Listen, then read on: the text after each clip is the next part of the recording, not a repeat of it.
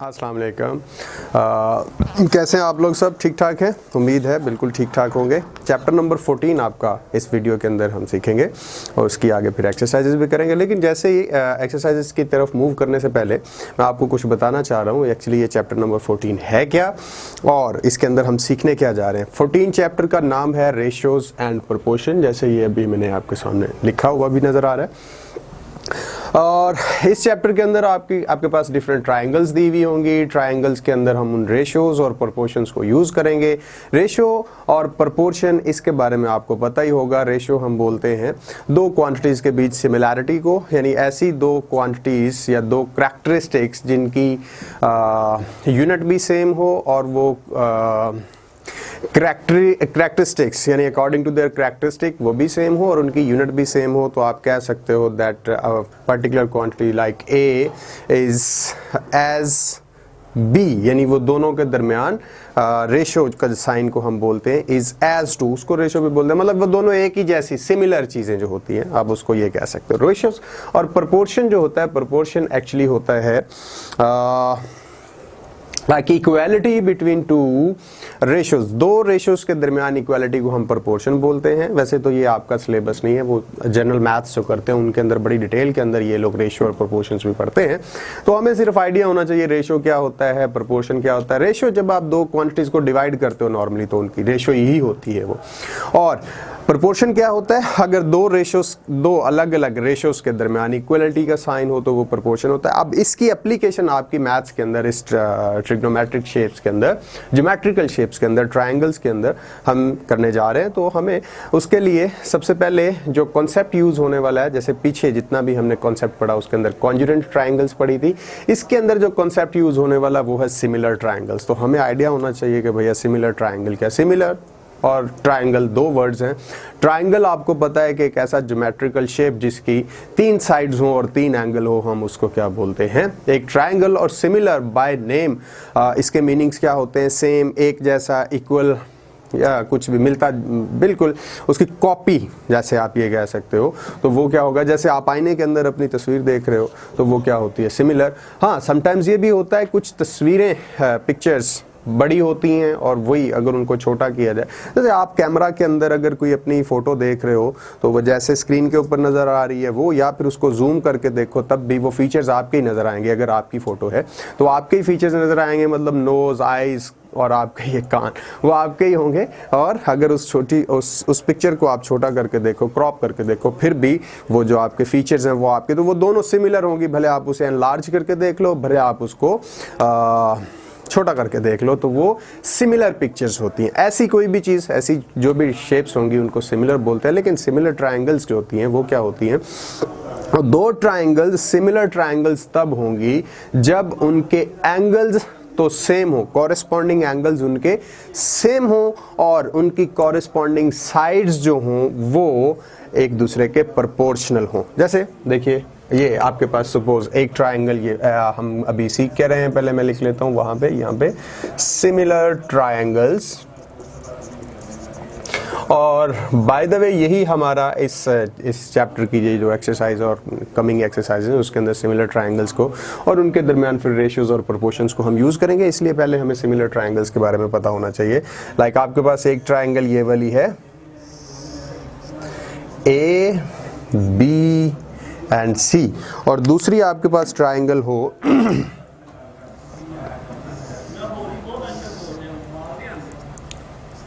D E F. तो ये दोनों ट्रायंगल्स दिखने में आपको ये ट्रायंगल बड़ी नज़र आ रही है और ये ट्रायंगल छोटी नज़र आ रही है। तो ये दोनों ट्रायंगल्स सिमिलर हो सकती हैं, लेकिन कब होंगी, अगर ये वाला एंगल बी इक्वल हो एंगल ई के। तो मैं यहाँ पे लिख देता हूँ एंगल ए अगर इक्वल हो एंगल ई के, कॉरेस्पॉन्डिंग एंगल के। और इसी तरह एंगल सी अगर इक्वल हो एंगल एफ के, एंगल सी इक्वल हो एंगल एफ के।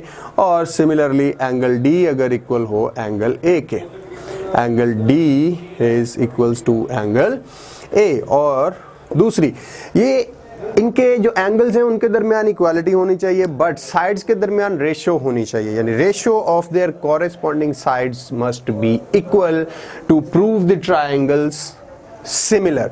तो वो हमें रेशियोज कौन कौन सी, देखिए आपके पास ये वाली है पहली साइड, इसके कॉरेस्पॉन्डिंग साइड दूसरी ट्राइंगल जो ट्राइंगल DEF के अंदर है वो है DE। तो रेशियो जो हो आपके पास एंड DE उसकी रेशियो आप लीजिए AB के साथ, AB के साथ, ये दोनों साइड्स की रेशियो ये इक्वल होनी चाहिए आपके पास DF की रेशियो अगर लेते हो AC के साथ। स्पेस कम है, मैं इसे थोड़ा सा नीचे करके लिखता हूँ दोबारा से। तो आपके पास DE रेशियो, उसकी कॉरेस्पॉन्डिंग साइड दूसरी ट्राइंगल के अंदर AB है, ये रेशियो जो है इक्वल होनी चाहिए। दूसरी रेशियो आपके पास DF है, तो इसके कॉरेस्पॉन्डिंग साइड इस ट्राइंगल के अंदर अगर देखते हैं तो वो AC है। तो DF की रेशियो आप लीजिए AC के साथ, और ये रेशियो इक्वल होनी चाहिए, ये जो EF है थर्ड साइड इस ट्राइंगल की, इस थर्ड साइड की रेशियो के साथ इक्वल होनी चाहिए, EF डिवाइडेड बाय BC। तो अगर ये तीनों रेशियोज इक्वल आ जाती हैं, इक्वल टू 1 आ जाए, इक्वल्स टू 5 आ जाए, इक्वल्स टू 10 आ जाए, वो जो भी आ जाए, लेकिन अगर ये रेशियोज, ये जो तीन रेशियोज मैंने लिखी हैं, यानी ये साइड की रेशियो इस साइड के साथ, इस साइड की रेशियो इस साइड के साथ, और ये साइड की रेशियो इस साइड के साथ, दो डिफरेंट ट्राइंगल्स के अंदर अगर ये आ जाती हैं भैया इक्वल, तो फिर आपकी ट्राइंगल्स क्या होंगी, सिमिलर। लेकिन कंडीशन क्या है, साथ ही एंगल्स भी इक्वल होने चाहिए। अगर तो कॉरेस्पॉन्डिंग दो डिफरेंट ट्राइंगल्स लाइक जो आपके पास ABC और DEF, ये दो ट्राइंगल्स हैं, इन ट्राइंगल्स के अंदर अगर कॉरेस्पॉन्डिंग एंगल्स इक्वल हो और उनकी कॉरेस्पॉन्डिंग साइड्स के दरमियान जो रेशियो हो वो रेशियोज आपस में इक्वल हो, तो फिर उन दोनों ट्राइंगल्स को हम क्या बोलते हैं, सिमिलर ट्राइंगल्स। और ये दो ट्राइंगल्स सिमिलर हैं, तो इनके दरमियान सिमिलर साइन को मैथमेटिकली आप डिनोट कैसे करते हो। आपके पास पहली ट्राइंगल कौन सी थी, ABC, और दूसरी ट्राइंगल थी ट्राइंगल DEF। अब ये दो ट्राइंगल्स सिमिलर होंगी तो उनको मैथमेटिकली कैसे लिखते हैं, साइन कौन सा होगा, ये वाला। ये साइन अगर आप डाल दें तो इसका मतलब ये है कि ये ट्राइंगल इस ट्राइंगल के सिमिलर है, मतलब आप ही की एक बड़ी सारी तस्वीर हो और एक छोटी सी तस्वीर हो, वो दोनों तस्वीरें, वो दोनों शेप्स आपकी अगर हों तो वो सिमिलर होंगी, और सिमिलर होंगी तो उसके लिए साइन आप ये यूज़ करेंगे बिल्कुल इस तरह, जैसे ये ट्राइंगल बड़ी है और ये ट्राइंगल छोटी है, बट इनके फीचर्स ये वाला एंगल ये वाले एंगल के इक्वल हो, B एंगल एंगल E के इक्वल हो, और इसी तरह C एंगल अपने कॉरेस्पॉन्डिंग एंगल F के इक्वल हो, और इनकी साइड्स के दरमियान रेशियोज क्या हो, इक्वल हो, तो फिर ये ट्राइंगल्स क्या होंगी, सिमिलर ट्राइंगल होंगी। अदरवाइज इनमें से कोई भी एक करैक्टरिस्टिक होल्ड ना कर रही होगी तो वो ट्राइंगल्स सिमिलर ट्राइंगल्स नहीं होंगी। मूव करते हैं एक्सरसाइज 1 की तरफ, और यही रिजल्ट्स हमने इस एक्सरसाइज के अंदर लेके जाने। देखते हैं, इसके लिए रेज करते हैं। तो क्वेश्चन नंबर एक्सरसाइज 14.1 के अंदर आपको कुछ 6 के करीब आई गेस 5 के करीब आपको क्वेश्चंस दिए हुए हैं। वो पांचों क्वेश्चंस, उनके अंदर जो एक ही जैसे क्वेश्चंस होंगे उनमें से हम कोई ट्राई करेंगे, और जो मिलते जुलते नहीं होंगे ऑब्वियसली वो तो हम सभी ट्राई करेंगे, ताकि आपके लिए ज़्यादा से ज़्यादा आसानी हो और आप इससे ज़्यादा से ज़्यादा फ़ायदा ले सकें। तो मूव करते हैं क्वेश्चन नंबर 1 की तरफ। ये चैप्टर का नाम था, मुझे ये भी रेज करना चाहिए। एक्सरसाइज है 14.1 और उसका क्वेश्चन नंबर है क्वेश्चन नंबर 1, और उसके अंदर आपको पार्ट्स दिए हुए हैं कुछ। अगेन क्वेश्चन नंबर 1 के 5 पार्ट्स दिए हुए हैं। हम इनमें से रैंडमली कुछ पार्ट्स आपके लिए 2-3 जरूर ट्राई करते हैं, लेकिन हर क्वेश्चन का जो पार्ट है वो बेस कर रहा है एक ऐसी ट्राइंगल के ऊपर जो उन्होंने इस तरह से बनाई है। ये है A, वर्टेक्स A, फिर B, फिर C और इसको नाम D दिया हुआ है और इसको नाम E दिया हुआ है। एक्चुअली आप इन दो ट्रायंगल्स को अलग अलग करके कंसीडर कीजिएगा। जैसे यहाँ से लेके एक ये ट्रायंगल दी हुई है ADE और यहाँ से लेके जो बड़ी ट्रायंगल दी हुई है वो है ABC। तो ये दो ट्रायंगल्स हैं और वो कह रहा है कि ये दोनों ट्रायंगल्स हैं क्या, सिमिलर ट्रायंगल्स हैं। और अगर ये दोनों ट्रायंगल्स सिमिलर हैं तो आपको कुछ रीडिंग्स उन्होंने साइड्स की दी हुई है हर क्वेश्चन के अंदर और उन पार्ट्स को हमने सॉल्व करना है जो अननोन होगा। देखते हैं पहला क्वेश्चन ये आप लोगों को समझ आ गया होगा। इन दोनों ट्रायंगल्स को, ये वाली फर्स्ट ट्रायंगल होगी ADE और दूसरी ट्रायंगल ABC और ये दोनों ट्रायंगल्स जैसे ये मैंने अभी बनाई थी, ये दोनों ट्रायंगल्स उन्होंने खुद ही बताया हुआ होगा, ये दोनों सिमिलर हैं। और फिर पार्ट 1 जो है इस क्वेश्चन का फर्स्ट पार्ट जो है इसके अंदर वो ये कह रहा है कि आपको AD की जो लेंथ है वो दी हुई है, AD इक्वल्स टू 1.5 दिया हुआ है और BD दिया हुआ है 3 सेंटीमीटर्स। ये मेजरमेंट है, measurement BD equals to 3 centimetres, ये भी सेंटीमीटर्स में है। और AE दिया हुआ है measurement, AE is equals to 1.3 centimetres. और आपको बोला है उन्होंने फाइंड करने के लिए दैट फाइंड कीजिए मेजरमेंट CE।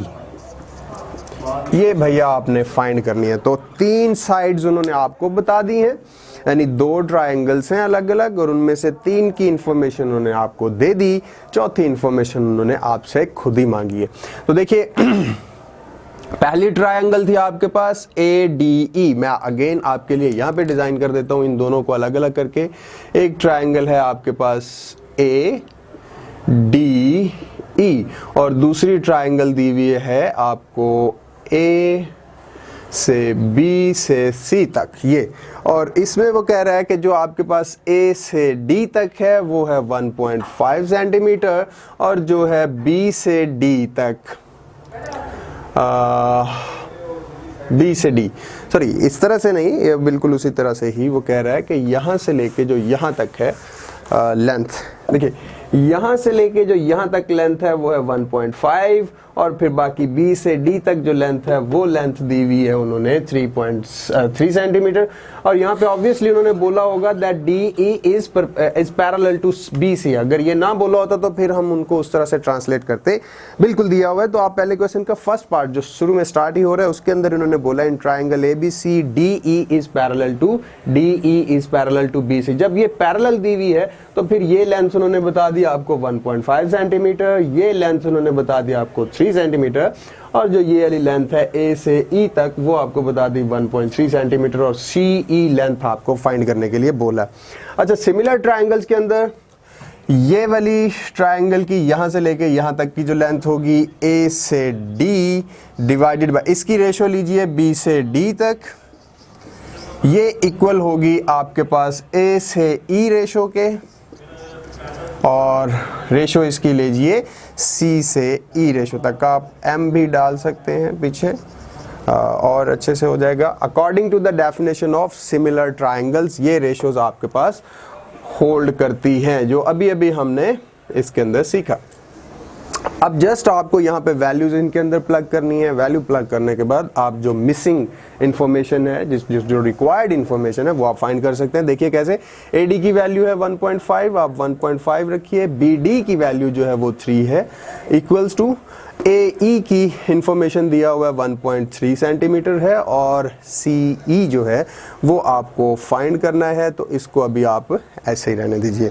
अभी वैल्यू अगर CE की चाहिए आप क्या करेंगे, क्रॉस मल्टीप्लिकेशन, और क्रॉस मल्टीप्लिकेशन आपको पता है ये इसके साथ मल्टीप्लाई हो जाएगा और 1.3 से मल्टीप्लाई हो जाएगा। तो यहाँ पे लिख लीजिए बाय क्रॉस मल्टीप्लिकेशन और जैसे ही आप क्रॉस मल्टीप्लिकेशन करेंगे तो CE जो है वो मल्टीप्लाई हो जाएगा आपका 1.5 के साथ, इक्वल के बाद 1.3 मल्टीप्लाई हो जाएगा 3 के साथ। अब 1.3 को अगर आप 3 के साथ मल्टीप्लाई करेंगे तो वो आ जाएगा आपके पास 3.9 और यहाँ पे आपके पास मेजरमेंट CE है और 1.5 आपको पता है कि सी के साथ मल्टीप्लाई हो रहा है। इसे अगर आप सी की वैल्यू निकालने के लिए इससे जान छुड़वाना चाहते हैं तो इसे इक्वल की दूसरी साइड पे ले जाना पड़ेगा, और अगर ये मल्टीप्लाई हो रहा है दूसरी साइड पे जाएगा तो ऑब्वियसली ये डिवाइड हो जाएगा, और डिवाइड होगा तो आपके पास सी जो है लेंथ वो आ जाएगी। हाँ, अभी मुझे यहाँ पे लिखना चाहिए 1.5 क्योंकि अभी मैंने डिवाइड नहीं किया था। हाँ, इस स्टेप के अंदर डिवाइड कर रहे हैं तो 3.9 डिवाइडेड बाय 1.5। अब 3.9 को कैलकुलेटर के ऊपर आप 1.5 के ऊपर डिवाइड कर लीजिए, जो वैल्यू आएगी वो वैल्यू आपके पास सी की वैल्यू होगी। ये था आपका पार्ट 1। अब हम पार्ट 2 अगर करना चाहें तो वो भी इसी तरह होगा, लेकिन वो मैं चाहता हूँ कि आप खुद कीजिए। हम इससे नेक्स्ट जो पार्ट 3 है इसी का फर्स्ट क्वेश्चन का थर्ड पार्ट वो यहाँ पे सॉल्व करते हैं। थर्ड पार्ट को देखते हैं तो क्वेश्चन नंबर 1 का ये जो थर्ड पार्ट है उसके अंदर आपको इंफॉर्मेशन दी हुई है measurement AD over measurement BD या DB is equals to 3/5 and measurement AC is equals to 4.8 centimeter 4.8 centimetre, और बोला है फाइंड कीजिए फाइंड AE। पहले इस क्वेश्चन को समझते हैं। देखिए यहाँ पे AD डिवाइड हो रहा है DB से, तो मतलब AD के सामने जो वैल्यू है 3 वो AD की वैल्यू हो गई, और BD के सामने इक्वल की दूसरी साइड पे जो वैल्यू डिनोमिनेटर में दी हुई है वो आपके पास इंफॉर्मेशन आ गई DB की।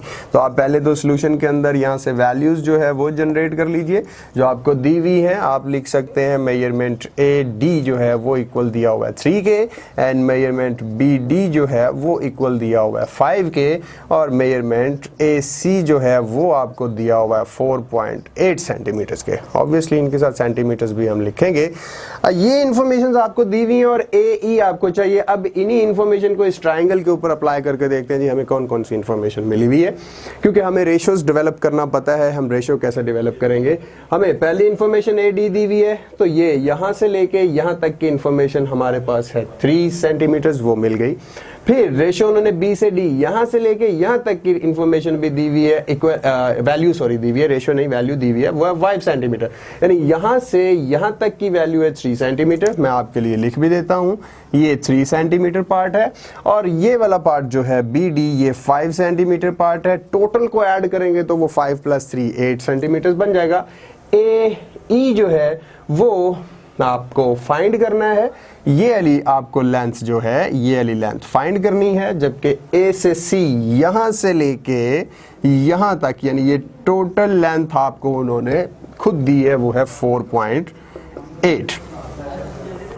अब सॉल्व करना बहुत आसान है, आपको पता है अगर ये टोटल लेंथ है यहाँ से लेके A से लेके C तक है 4.8, तो मैं सपोज कर लूं जिसको मुझे फाइंड करना है उसको मैं नाम दे देता हूं x का। सपोज जो फाइंड करना है, सपोज कर लेते हैं हम जिसको फाइंड करना है वो आपके पास है measurement AE is equals to x। देखिए अगर ये वैल्यू जिसको क्वेश्चन मार्क हमने सपोज किया है जिसको फाइंड करना है वो हो x, तो फिर आपके पास ये इंफॉर्मेशन CE भी मिल जाएगी। वो कैसे मिलेगी, आपको टोटल A से C तक इंफॉर्मेशन दी हुई है 4.8, A से E तक इंफॉर्मेशन हो गई x, तो फिर E से C तक इंफॉर्मेशन होगी। अगर टोटल में से आप इतना पार्ट माइनस कर दो, तो अगर मैं टोटल जो 4.8 है उसमें से ऊपर वाला AE लेंथ को माइनस कर दूं तो मेरे पास ये लेंथ आ जाएगी 4.8 माइनस x। अब मेरे पास चारों इंफॉर्मेशंस आ गई। वही रेशियो जो हमने फर्स्ट पार्ट के अंदर डेवलप की थी वही रेशियो यहाँ पे अप्लाई करते हुए आपके पास आ जाएगा। एंड यहाँ पे ये लिख लीजिए, and CE measurement CE is equals to 4.8 minus x, not 4.8x बल्कि 4.8 minus x। by using वही फॉर्मूला अभी आप यूज कीजिए, by using ratios। रेशियो कौन सी थी अभी अभी जो यूज की थी, measurement AD divided by measurement BD equals to measurement AE divided by measurement EC और CE। अब इस रेशो के अंदर आप वैल्यूज डालिए और वैल्यूज डालने के बाद वही क्रॉस मल्टीप्लिकेशन करेंगे और वही क्रॉस मल्टीप्लिकेशन करने के बाद हम x की वैल्यू निकाल लेंगे और वो हमें चाहिए होगी। अच्छा, अब AD और BD की वैल्यू हमें दी हुई है, यहाँ पे मैं मेजरमेंट AD की वैल्यू लिखने वाला हूँ, वो हमें दी हुई है 3, तो ये हो जाएगा 3/5 क्योंकि BD की इंफॉर्मेशन 5 दी हुई है, इक्वल्स टू A से E की इंफॉर्मेशन हमने ली हुई है x और E से C की इंफॉर्मेशन हमने ली हुई है 4.8 माइनस x। अब इसके बाद क्रॉस मल्टीप्लिकेशन करते हैं, बहुत ही सिंपल काम हो गया। बाय क्रॉस मल्टीप्लिकेशन वो अभी हमने सीखा कि 4.8 माइनस एक्स को 3 से मल्टीप्लाई कर देंगे, ये हो जाएगा 3 multiply by 4.8 minus x equals to 5 multiply हो जाएगा x के साथ। तो 3 को जब 4.8 से आप मल्टीप्लाई करेंगे तो ये हो जाएगा आपके पास 14.4। मेरे पास कैलकुलेटर नहीं है तो मैं मेंटली कैलकुलेशन कर रहा हूं। अगर इसके अंदर कुछ फॉल्ट आ जाए, मतलब ये कैलकुलेटिव एरर आ जाए, तो वो इग्नोर कीजिएगा, आप इसे कैलकुलेटर पे ही सॉल्व करेंगे ऑब्वियसली। हम रीचेक कर लेते हैं, तो ये हो जाएगा 3 8 24, 4 आएगा, 2 कैरी होगा, 3 4 12 प्लस 2 इक्वल्स टू 14 माइनस, अब 3 को x के साथ मल्टीप्लाई करेंगे तो ये हो जाएगा 3x इक्वल्स टू 5x। अब वैल्यू दो हमें चाहिए x की, 3x को इक्वल की दूसरी साइड पे ले जाइए, इस साइड पे रह गया 14.4 equals to 5x plus 3x। 5x plus 3x will becomes 8x equals to 14.4। अब हमें वैल्यू चाहिए x की, तो 8 जो x के साथ मल्टीप्लाई हो रहा है उसे इस साइड पे लाके डिवाइड कर देते हैं, तो आपके पास रह जाएगा x equals to 14.4 divided by 8, और इसे अगर आप कैलकुलेट करेंगे तो आपके पास वैल्यू जो भी आएगी वो वैल्यू होगी आपके पास AE की, और 4.8 में से वही जो यहाँ से x की वैल्यू आएगी उससे 4.8 में से माइनस कर देंगे तो आपके पास इंफॉर्मेशन आ जाएगी CE की। तो ये था बहुत ही सिंपल सा, मतलब आपको सिंपल एक यही फॉर्मूला, ये रेशियोस यही यूज़ करना था, वो यूज़ करने के बाद आपने ये क्वेश्चन आसानी से अटेम्प्ट कर लिया होगा। अच्छा, मूव करते हैं इसी क्वेश्चन के पार्ट 5 की तरफ, बल्कि क्यों ना मैं आपके लिए ये कैलकुलेशंस कर ही दूँ। I have the calculator. क्या, तो पहले तो हम इसको चेक कर लेते हैं दैट हमने 3 को 4.8 से मल्टीप्लाई किया था, तो what will be the answer. 3 multiply by 4.8 is equals to 14.4, या it is 14.4, we have written there. उसके बाद हमने क्या किया है, 14.4 को डिवाइड किया 8 पे, तो चेक कर लेते हैं 14.4 divided by 8, what will be the value, it is 1.8। So x इज equals to 1.8, not actually x equals to 1.8, it is equals to the value of या measurement of AE। तो आपके पास AE आ गया 1.8 जो कि x की वैल्यू थी, so you can write here that 1.8। और सॉरी, हमें चाहिए वैल्यू अगर CE की, वैसे तो ये रिक्वायर्ड नहीं है इस क्वेश्चन के अंदर, लेकिन फिर भी अगर आप चाहते हैं कि आप ये कैलकुलेट करना चाहते हैं तो फिर 4.8 में से आप x की वैल्यू जो अभी हमने 1.8 निकाली वो अगर माइनस करेंगे तो आपके पास EC आ जाएगा 3 सेंटीमीटर्स। तो ये जो आपको जितनी भी इंफॉर्मेशन चाहिए थी वो सारी की सारी इंफॉर्मेशन आपको मिल गई। अच्छा, मूव करते हैं इसी क्वेश्चन के पार्ट 5 की तरफ। 4th आप लोग खुद कर लोगे, मुझे उम्मीद है इंशाल्लाह कर लोगे 4th पार्ट इसका, वो भी बिल्कुल इसी तरह यही रेशो का फॉर्मूला यूज़ होगा। और अगर किसी भी तरह से आपको उसके अंदर कोई भी परेशानी आती है तो आप डेफिनेटली हमें इन्फॉर्म तो कर ही रहे हैं, जैसे बाकी में कभी आपको आ रही है प्रॉब्लम तो आप हमें कमेंट करते हैं, बिल्कुल इसी तरह अगर इसमें भी कोई प्रॉब्लम आए तो आप हमें ज़रूर कॉन्टैक्ट कीजिएगा कमेंट के थ्रू, हम आपके लिए वो प्रॉब्लम भी सॉल्व करेंगे। मूव करते हैं क्वेश्चन नंबर 5 की तरफ। इसके अंदर वो ये कह रहा है कि आपको AD जो दिया हुआ है वो 4x माइनस 3 है, AD is equals to 4x minus 3, और वो ये कह रहे हैं AE जो है वो है 8x minus 7, AE is equals to 8x minus 7, and B D equals to 3x minus 1, B D is equals to 3x minus 1, and finally CE equals to 5x minus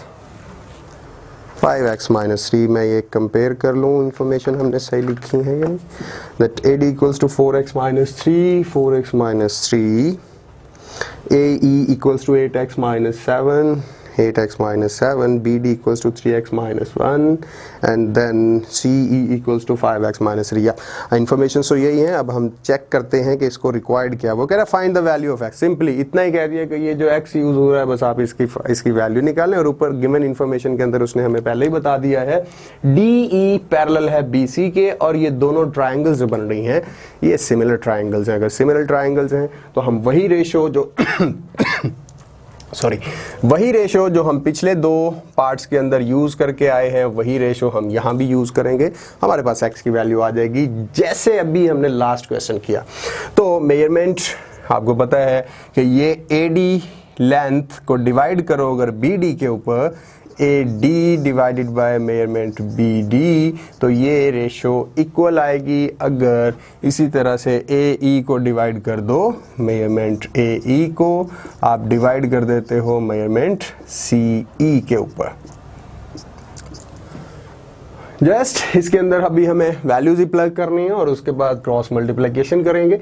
4x minus 3 divided by BD हमें दिया हुआ है 3x minus 1, और ये equal है AE हमें दिया हुआ है 8x माइनस 7, और जो हमें CE दिया हुआ है वो है 5x माइनस 3।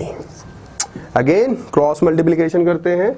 4x माइनस 3 के साथ दूसरी साइड पे जो डिनोमिनेटर है वो आके मल्टीप्लाई हो जाएगा, इक्वल का साइन, और फिर इधर जो न्यूमिनेटर है 8x माइनस 7 इसके साथ मल्टीप्लाई हो जाएगा इस साइड पे जो डिनोमिनेटर है 3x माइनस 1। अब इनकी मल्टीप्लिकेशन हम बहुत पहले भी सीख चुके हैं, मैं फिर से भी बता देता हूँ। सबसे पहले ये जो 4x है ये मल्टीप्लाई होगा आपके 5x के साथ, तो 4x को 5x के साथ मल्टीप्लाई करेंगे तो ये हो जाएगा 20x स्क्वायर।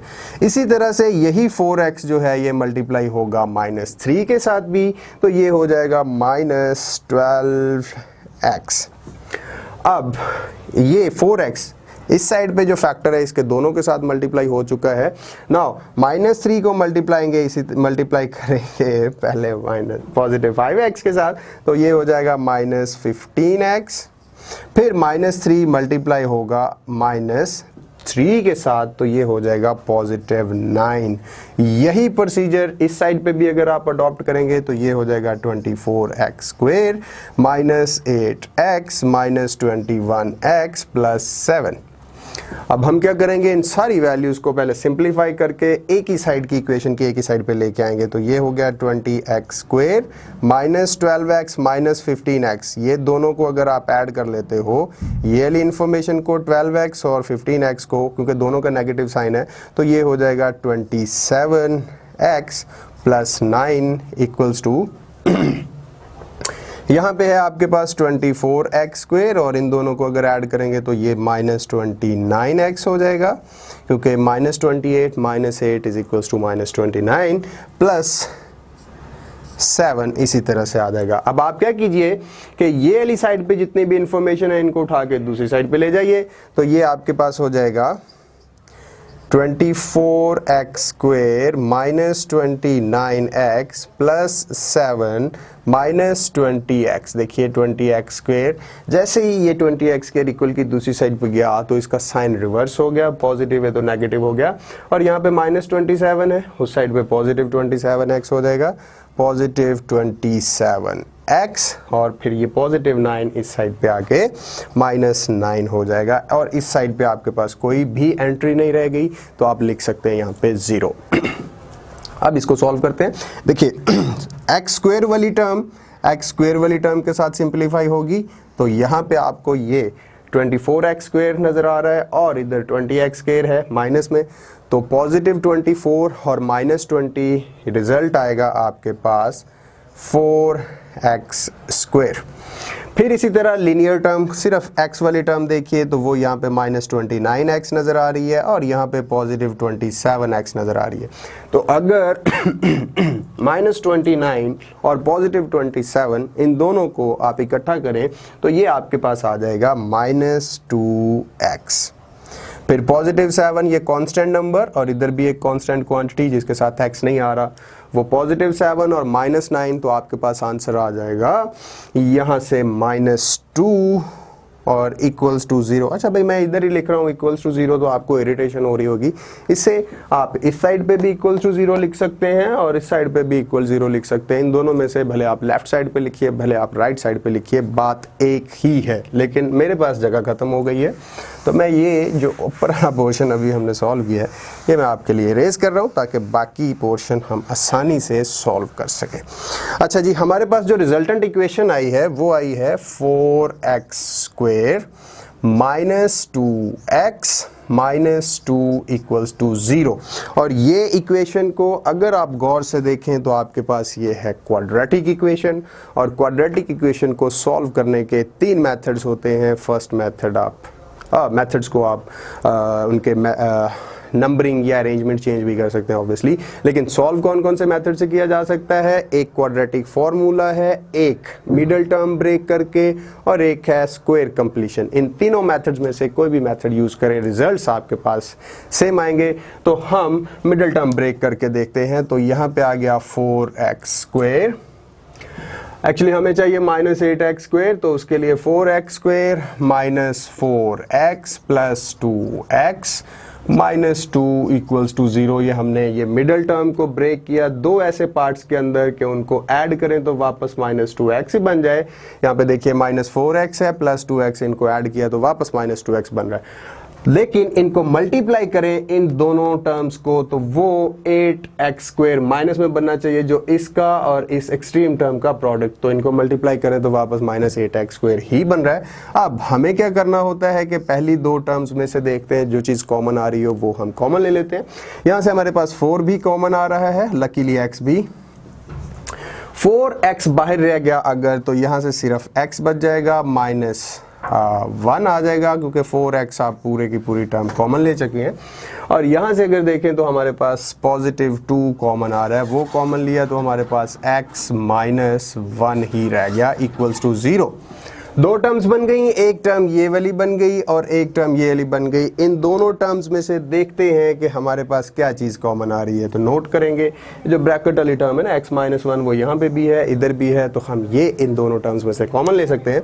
हमारे पास आ जाएगा x माइनस 1 कॉमन लिया तो यहाँ से हमारे पास खाली 4x रह गया और यहाँ से पॉजिटिव 2 आ जाएगा इक्वल्स टू 0। तो फाइनली हमने वो फैक्टर्स निकाल लिए जो हमें प्रोवाइड करेंगे x की वैल्यू। अब आप x माइनस 1 को अलग से 0 के इक्वल रख लीजिए और 4x प्लस 2 को अलग से 0 के इक्वल रख लीजिए और दोनों को सॉल्व करेंगे तो हमारे पास दो वैल्यूज x की आएंगी। कैसे अभी देखते हैं। देखिए x minus 1 is equals to 0 and 4x plus 2 is also equals to 0। x equals to 1, यहाँ से x को दूसरी साइड पे अगर 1 को मैं लेके गया तो वो पॉजिटिव हो गया और यहाँ से आ जाएगा 4x equals to minus 2 and x equals to minus 2 over 4 and finally x equals to minus 1 over 2। एक इंफॉर्मेशन x की ये आ गई और एक इंफॉर्मेशन x की ये, मतलब इंफॉर्मेशन हमें दो मिली, x equals to 1 and x equals to minus 1 over 2। तो इन दोनों में से कोई एक इंफॉर्मेशन है जो यहाँ पे सूट करती होगी x की वैल्यू जो उन्होंने कहा था कि निकालिए। तो हमें यहाँ पे x की वैल्यू क्या लेनी है वो डिपेंड करता है इनके साइन के ऊपर। तो जो पॉजिटिव साइन के साथ होगी वो इन्फॉर्मेशन x की होगी, जो नेगेटिव साइन के साथ होगी हम उसे इग्नोर कर देंगे और फाइनल